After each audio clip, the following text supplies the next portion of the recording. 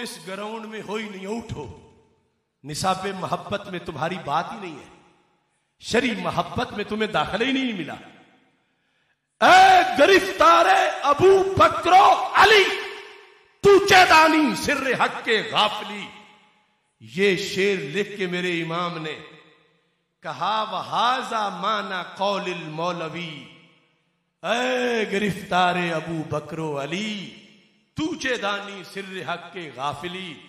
गिरफ्तार अबू बकर कौन है? फिर उनका पर्सनल, सरकार की निस्बत के बगैर मुहिब। और गिरफ्तार अली कौन है? सरकार की निस्बत के बगैर मौला अली का मुहिब। अब फिर ये दोनों खारिज हैं दीन की ग्राउंड से। एक सिद्दीक सिद्दीक करता है, अली अली से जलता है। दूसरा अली अली करता है, सिद्दीक सिद्दीक से जलता है। मौलाना रूम ने कहा दोनों ही खारिज हो, कौन कामयाब है? मेरे इमाम ने कहा ये मतलब है शेर का कि एक सांस में सिद्दीक सिद्दीक करता है, दूसरे में अली अली करता है। या रसूल अल्लाह लब्बैक लब्बैक लब्बैक या रसूल अल्लाह। अभी वो इमाम शाफी के कौल को इस पर मैं लाऊंगा और मैं खुद वजाहत नहीं करूंगा, मुजद्दिद अल्फसानी जो मतलब बताते हैं वो बताऊंगा। लौकान रिफ हुब्बाल मुहम्मदी फल यशहदी सकलान अन्नी राफिदी। इसका मतलब मुजद्दिद अल्फसानी ने जो बताया है वो भी इस जमाने के इस बयानिए की मौत है, जो ये सारा रवाफज के कुर्ब वाला टोला अपनी तकरीरों में बयान करके रिफज की प्रमोट करता है।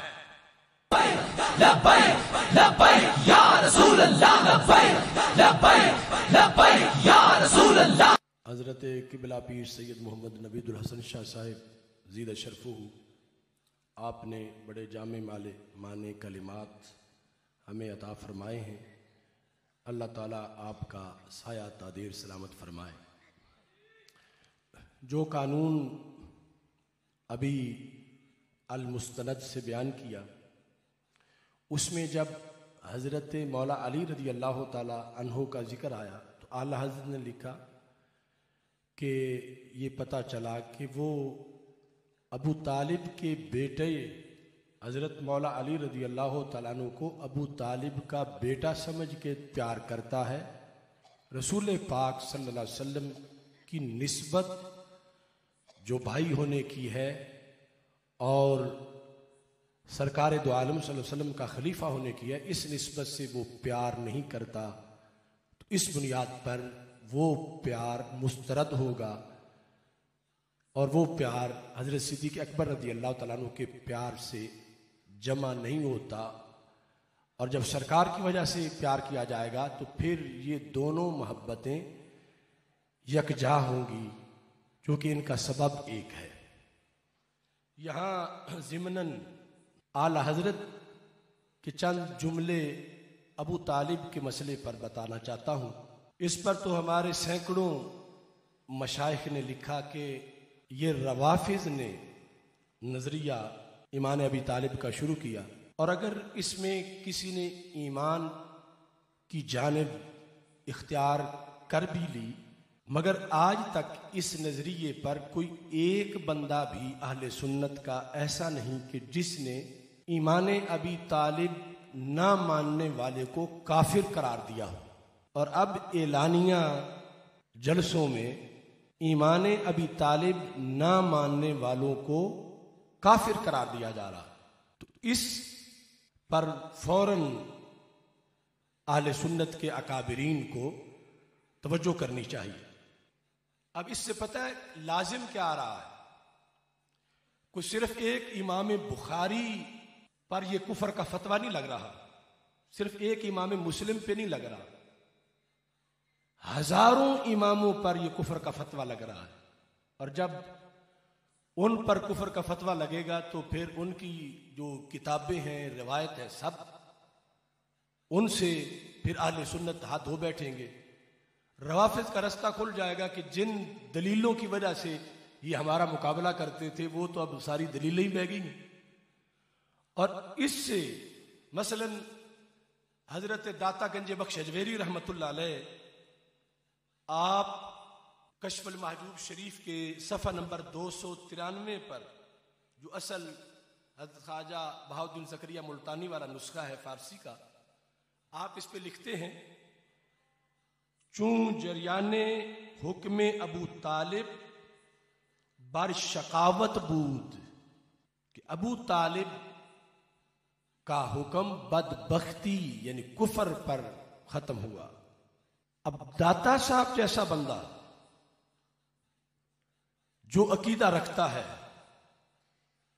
आज के छोटे छोटे सज्जादा नशीन दाता साहब को काफिर कहें तो ये बात सोचनी पड़ेगी कि कहां तक जा रही। ये कश्फुल महजूब है, दाता साहब ईमान अबी तालिब के कायल नहीं। और जो पीर आज जलसों में मजमे से कहलवा रहे हैं कि जो ईमान अबी तालिब नहीं मानता बोलो वो काफिर है, तो दाता के देश में दाता को काफिर कहा जा रहा है। और सिर्फ एक नहीं, करोड़ों मुसलमानों पर। और इसके बाद फिर अहले सुन्नत के पास कोई एक मुहद्दिस भी नहीं बचेगा, कोई एक। तो इतना बड़ा धांधला जो लोग कर रहे हैं, उन्हें हरगिज खुली छुट्टी नहीं दी जा सकती। हमें पसंद है कि रसूल पाक सल्लल्लाहु अलैहि वसल्लम के ये चच्चा कलमा पढ़ जाते, हमारी रूह में ये तमन्ना है। मगर अब हमारे जो उसूल की किताबें हैं, एक जगह नहीं, उनमें सैकड़ों जगह हदीस लिखी है और उसमें कोई सनद की कमजोरी नहीं। और फिर भी चलो, जो ईमान अबी तालिब का कायल हुआ, हम उससे कोई जंग नहीं कर रहे, बल्कि अपने तौर पर यह मौजू छेड़ते ही नहीं। लेकिन अब ये कि वो रिफज इतना रच बस गया है इन लोगों में, और ईरान का पैसा इतना जोश मार रहा है, उन्हें आगे समझ ही नहीं आ रही कि वो क्या क्या रहे। आला हजरत फाजिल बरेलवी रहमतुल्लाह अलैह, जिनका मोहब्बत अहले बैत रजी अल्लाह तआला अन्हु का मनसब, उनमें से कुछ लोग भी बड़ा बयान करते हैं कि आप यकीनन बहुत ज्यादा अहले बैत से प्यार करते हैं। और यहां तक कि आपने फरमाया कि आज के किसी सैयद की भी अगर सैयद होने की वजह से किसी ने तौहीन की तो कुफर है। ये फतवा है आला हजरत का। आपने वाज़े तौर पर ये जुमले अपने फतवा के अंदर लिखे हैं और वाज़े किया है कि इस हद तक एहतराम लाजिम है। फतावा रिजविया की जिल्द नंबर 24 सफ़ा नंबर 342 पर सैयद की तहकीर सैयद होने की वजह से अगर कोई करता है, आपने उसको इस सूरत में कुफर लिखा। अब उनके लफ्ज सुनो। 274 सफ़ा जिल्द नंबर 30। फिर अबू तालिब ने जहां बरसों खिदमत की, चलते वक्त रंज भी वो दिया जिसका जवाब नहीं। अब यहां भी असल जो बात अंदर फलसफा है वो यही है कि सरकार की वजह से प्यार करना। अब कुछ लोग कहते हैं हमारे बड़े को अगर काफिर कोई कहता तो हम उसे कैसे छोड़े, तो वो सरकार की जात को नहीं देख रहे कि सरकार के साथ सलूक उन्होंने क्या किया। फिर सरकार को सानवी हैसियत देकर अपनी खानदानी जेहत उसको प्रमोट किया जा रहा है। फिर अबू तालिब ने जहां बरसों खिदमत की, चलते वक्त रंज भी वो दिया जिसका जवाब नहीं। चूंकि बुखारी शरीफ में सरकार ने पूरा जोर लगाया कि चचा कलमा पढ़ जाओ तो मैं आगे जिंदगी भर के सारे मामलात में संभाल लूंगा। ये बुखारी में बार बार हदीस आई, मुस्लिम में हजारों किताबों से मैं दिखा सकता हूं। अब हम किस किस पर इनके कुफर के फतवे बर्दाश्त करें? तो आप फरमाते हैं हर चंद हजूर अकदस सल्लल्लाहु अलैहि वसल्लम ने कलमा पढ़ने को फरमाया, ना पढ़ना था ना पढ़ा, जुर्म वो किया जिसकी मगफरत नहीं। ना पढ़ना था ना पढ़ा, जुर्म वो किया कि जिसकी मगफरत नहीं।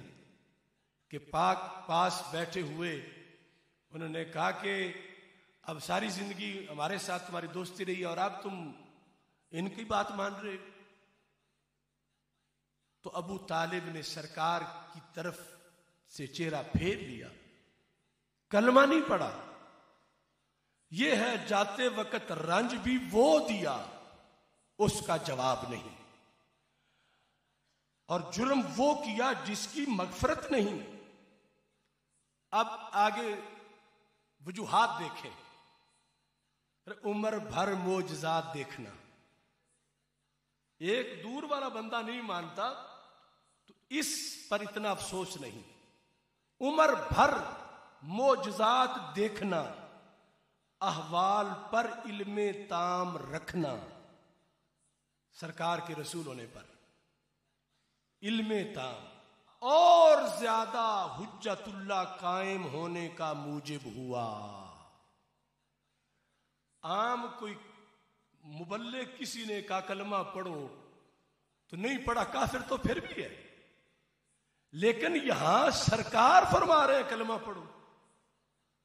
चचा मुझे नबी मानो, और उस बंदे ने जिसने सरकार के मिलाद से लेकर कमालात देखे हुए हैं, मान तो देखे बगैर भी जाना चाहिए था। तो जिन्होंने रोजाना चमकता नूर देखा और फिर भी इनकार किया, तो ये इनकार आम इनकार जैसा तो नहीं। आला हजरत कहते हैं और ज्यादा हुज्जतुल्लाह, अल्लाह की हुज्जत कायम होने का मूजिब हुआ सरकार का कुर्ब, कि इन पर तो बहुत ज्यादा दलील कायम हो गई है ईमान लाने की, और फिर भी नहीं ला रहे। बखिलाफ यानी कुछ लोग चूंकि रसूल पाक सल्लल्लाहु अलैहि वसल्लम के वालिदैन पर इसको क्यास करते हैं कि वालिदैन का तुम इन फलां फलां दलील से मानते हो ईमान, तो यहां भी कोई उस तरह की दलील कमजोर सी अगर है उसे मान जाओ।